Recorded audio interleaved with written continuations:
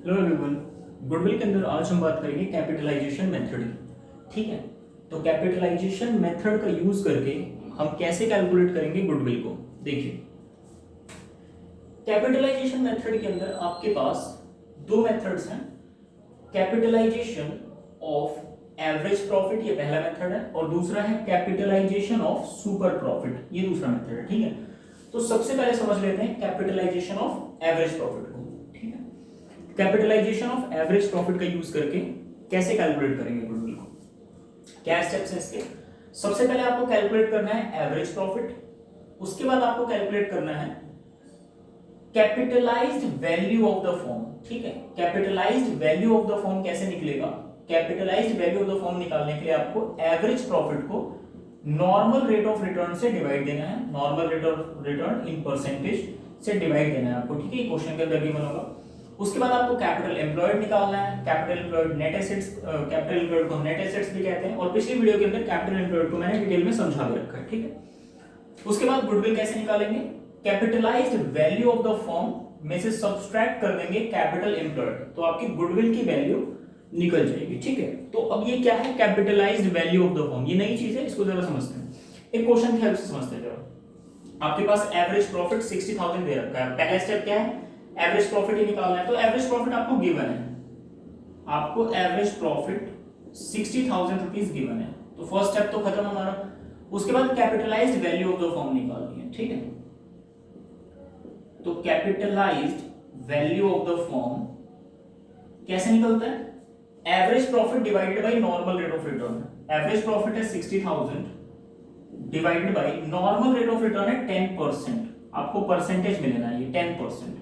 ठीक है, तो इस हिसाब से अगर आप देखो तो 60,000 10% का मतलब है 10 अपॉन 100, तो ये 100 कहां चला जाएगा, मल्टीप्लाई में इधर आ जाएगा। ठीक है, तो ये बन गया डिवाइड बाय 10 इंटू 100, कितना आ जाएगा ये, आप इसको कैलकुलेट करोगे, ये आ जाएगा 6 लाख। ठीक है, तो ये है capitalised value of the firm 6 lakh. इस बात को जरा हम समझते हैं, क्या है capitalised value of the firm. देखिए, नॉर्मली यहां पर क्वेश्चन के अंदर गिवन है कि नॉर्मल रेट ऑफ रिटर्न 10% होता है, और आपके बिजनेस में जो एवरेज प्रॉफिट है वो 60,000 है।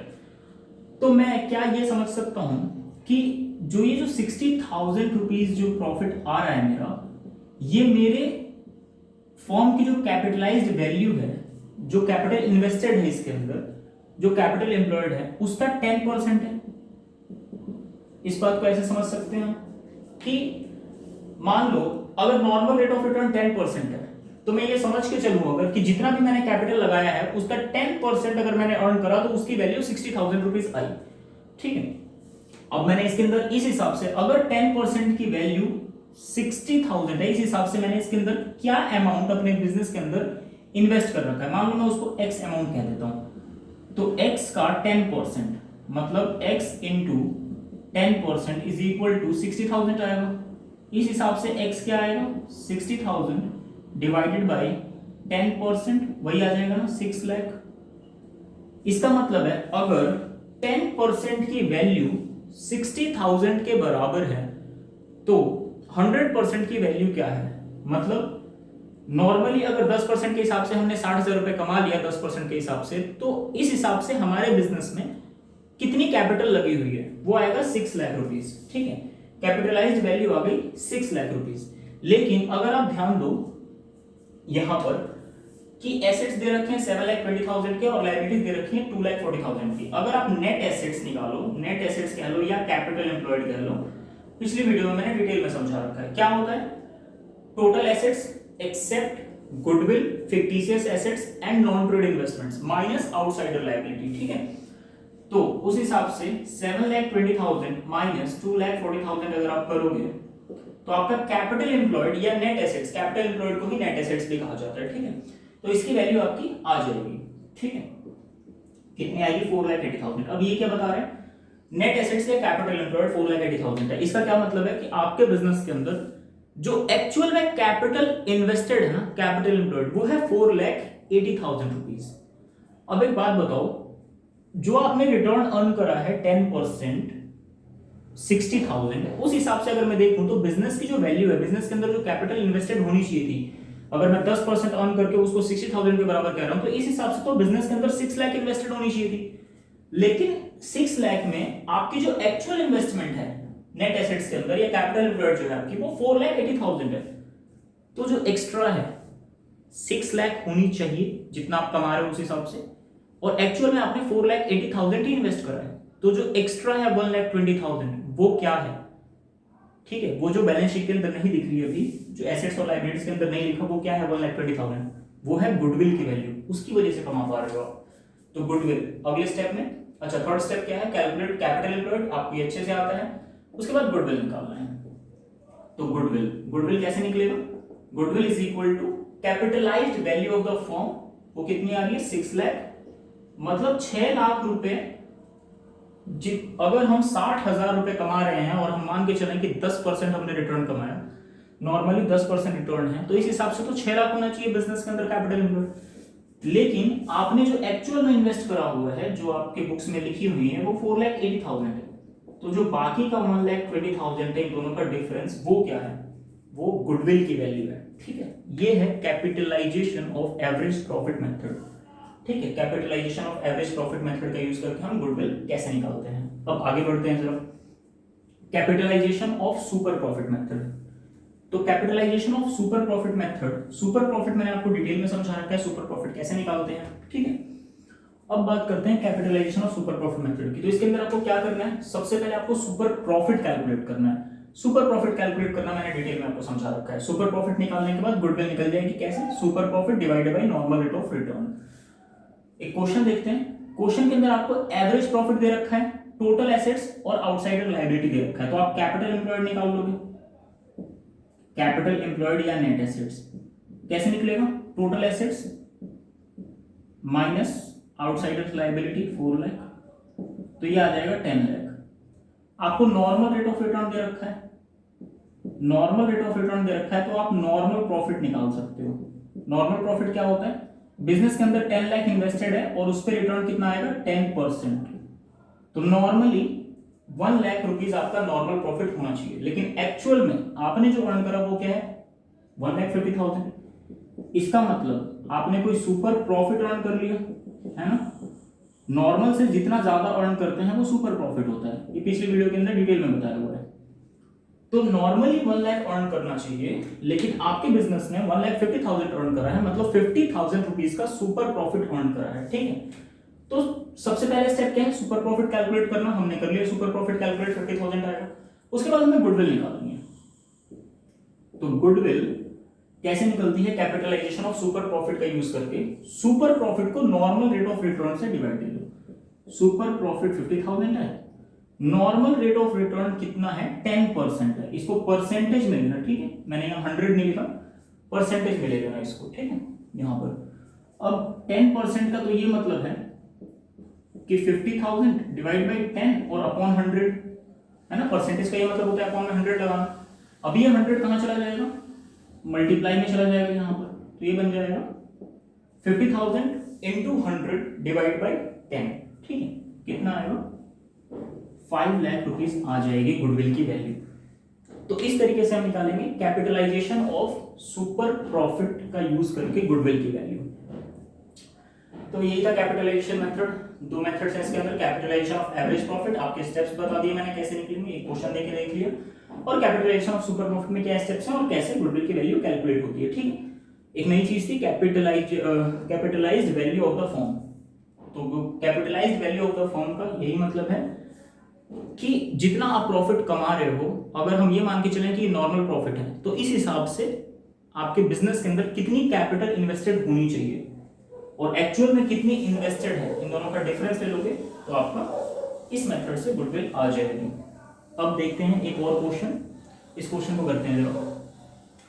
Calculate value of goodwill of the firm. Value of goodwill निकालनी है on the basis of capitalisation of average profit, on the basis of capitalisation of super profit. तो दोनों मेथड्स का यूज करना है, इसका भी और इसका भी। कुछ इंफॉर्मेशन गिवन है, एवरेज कैपिटल एम्प्लॉयड आपको गिवन है 6 लाख रुपीस का। तो सबसे पहले हम कैपिटलाइजेशन ऑफ एवरेज प्रॉफिट कर लेते हैं। सबसे पहले हम कर लेते हैं कैपिटलाइजेशन ऑफ एवरेज प्रॉफिट। अब आपको याद होगा कैपिटलाइजेशन ऑफ एवरेज प्रॉफिट यहां पर पढ़ा है मैंने। कैपिटलाइजेशन ऑफ एवरेज प्रॉफिट में सबसे पहले क्या करते हैं, एवरेज प्रॉफिट निकालते हैं, उसके बाद चलो पहले एवरेज प्रॉफिट ही निकाल लेते हैं। नेट प्रॉफिट लास्ट 3 इयर्स के दे रखे हैं, 2 लाख, 1,80,000 और 1,60,000। नॉर्मल रेट ऑफ रिटर्न 10% दे रखा है। Remuneration of 1 lakh to the partners is to be taken as charge against profit. ये इंपॉर्टेंट वर्ड है, charge against profit. Charge against profit का क्या मतलब होता है, चाहे प्रॉफिट हो या ना हो, ये एक्सपेंसेस तो फर्म को पे करने ही पड़ेंगे, ठीक है। वैसे तो रेम्यूनरेशन टू पार्टनर्स क्या होता है, एक एप्रोप्रिएशन होता है ना, अगर प्रॉफिट होगा तो रेम्यूनरेशन पे करेंगे। लेकिन क्वेश्चन स्पेसिफाई क्या कर रहा है कि ये चार्ज अगेंस्ट प्रॉफिट है, मतलब ये आपको पे करना ही पड़ेगा, इसकी वजह से आपके प्रॉफिट्स कम हो जाएंगे।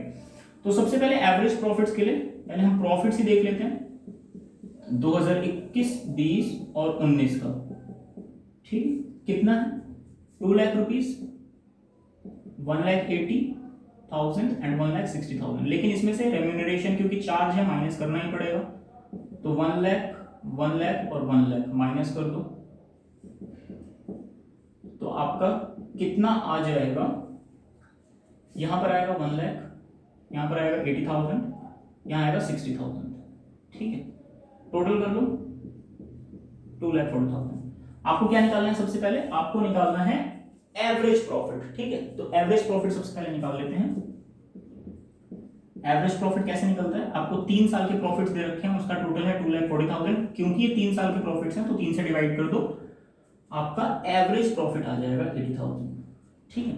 तो ये आपका एवरेज प्रॉफिट है। हमने फर्स्ट स्टेप कर लिया, एवरेज प्रॉफिट निकालिए 80,000। अब क्या करना है, capitalised value of the firm निकालनी है, ठीक है। तो कैपिटलाइज्ड वैल्यू अगर आपको निकालनी है, capitalised value of the firm कैसे निकलती है, capitalised value of the firm, जितना भी आपका एवरेज प्रॉफिट है 80,000 है इस केस में, उसको नॉर्मल रेट ऑफ रिटर्न से डिवाइड कर दो। नॉर्मल रेट ऑफ रिटर्न कितना है, 10%। मतलब हम ये कह रहे हैं कि अगर 80,000 रुपए 10% के बराबर है तो 100% क्या होगा, ठीक है। अब आप ये समझ गए हो कि इसका अपॉन में जो 100 आएगा ये मल्टीप्लाई हो जाएगा, इस हिसाब से ये 8 लाख रुपीज आ जाएगा, ठीक है। 8 लाख रुपीज आ जाएगा। ये तो कैपिटलाइज्ड वैल्यू है कि अगर हम 10% को 80,000 के बराबर मान ले तो इस हिसाब से हमारे बिजनेस में 8 लाख की कैपिटल होनी चाहिए। लेकिन एक्चुअल में जो कैपिटल एम्प्लॉयड है वो कितनी है, कैपिटल एम्प्लॉयड या नेट एसेट्स, कैपिटल एम्प्लॉयड कितनी दे रखी है, 6 लाख। तो गुडविल क्या होगी, एक्चुअल में 6 लाख है लेकिन होनी कितनी चाहिए, जितना हम कमा रहे हैं उस हिसाब से तो ये 8 लाख होना चाहिए, लेकिन एक्चुअल में तो 6 लाख इन्वेस्टेड है। तो इसका मतलब वो जो 2 लाख रुपए एक्स्ट्रा है वो क्या है, वो है गुडविल, वो गुडविल की वैल्यू है, ठीक है। तो 2 लाख रुपए आ जाएगी on the basis of capitalisation of average profit, 2 lakh rupees आ जाएगी गुडविल की वैल्यू। अब आगे बात करते हैं जरा on the basis of capitalisation of super profit. Super profit के हिसाब से निकाल लेते हैं। तो सुपर प्रॉफिट के हिसाब से कहीं से कोई क्वेश्चन हटा देते हैं पहले, चलिए हटा देते हैं यहां से। सुपर प्रॉफिट के हिसाब से क्या करना है, पहला स्टेप क्या है, पहले तो आपको सुपर प्रॉफिट ही कैलकुलेट करना है। और सुपर प्रॉफिट कैसे कैलकुलेट होता है, actual profit minus normal profit. तो सबसे पहले आपको सुपर प्रॉफिट निकालना होता है। सुपर प्रॉफिट क्या होता है, एक्चुअल प्रॉफिट या फिर average profit minus normal profit, ठीक है। तो एक्चुअल प्रॉफिट इसके अंदर कितना दे रखा है, जो आपने एक्चुअल एवरेज निकाला है वो है 80,000 माइनस नॉर्मल प्रॉफिट कितना होना चाहिए। आपके बिजनेस के अंदर नॉर्मल रेट ऑफ रिटर्न 10% है और कैपिटल एम्प्लॉयड है 6 लाख। तो नॉर्मली 6 लाख का 10% ये नॉर्मल प्रॉफिट होना चाहिए, मतलब ये आएगा 60,000। 6 लाख का 10% 60,000 आएगा। तो 60,000 नॉर्मल प्रॉफिट होता है, लेकिन एक्चुअल आपने कमाया 80,000, 80,000, तो इसका डिफरेंस ले लिया हमने 20,000 रुपीज सुपर प्रॉफिट आ गया आपका। अब गुडविल कैसे निकालते हैं, capitalisation of super profit method का यूज करके गुडविल कैसे निकलता है, super profit divided by normal rate of return. तो सुपर प्रॉफिट आपका 20,000 है, नॉर्मल रेट ऑफ रिटर्न आपका 10% है। तो आपको पता है 10% का मतलब है 10/100, 100 जाकर मल्टीप्लाई हो जाएगा, तो ये आपका 2 लाख रुपीज आ जाएगा, ठीक है। तो ये सेम ही क्वेश्चन है और कैपिटलाइजेशन मेथड से आंसर हमेशा दोनों मेथड में सेम आता है, चाहे आप कैपिटलाइजेशन ऑफ एवरेज प्रॉफिट करो चाहे कैपिटलाइजेशन ऑफ सुपर प्रॉफिट करो, दोनों ही सेम आंसर देते हैं, ठीक है। दोनों के स्टेप्स अलग अलग हैं। जैसे कैपिटलाइजेशन ऑफ एवरेज प्रॉफिट हमने करा तो भी गुडविल की वैल्यू 2 लाख रुपीज आ रही है, और कैपिटलाइजेशन ऑफ अगर हम सुपर प्रॉफिट कर रहे हैं, ये वाला मेथड यहां से, तब भी गुडविल की वैल्यू 2 लाख रुपीज आ रही है, ठीक है। तो ये है कैपिटलाइजेशन मेथड।